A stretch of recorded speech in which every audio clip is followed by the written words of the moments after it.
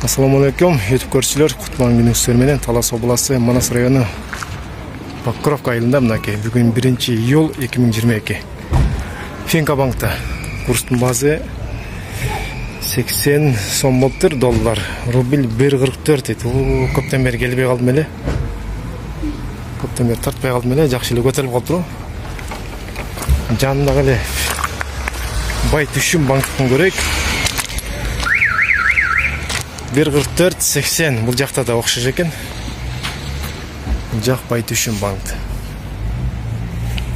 Жолдың аркөтіне компаньон тұрады, ошоны көрейік.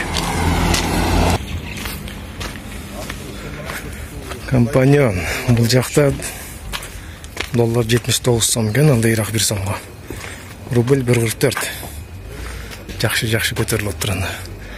Россияда иштеген мекендештерге жақшы отыр. İşlerine berekezin versin Allah'ım. Жақшы жаңылық екен. Талас облысы Манас районы Покровка айылы. 1 iyul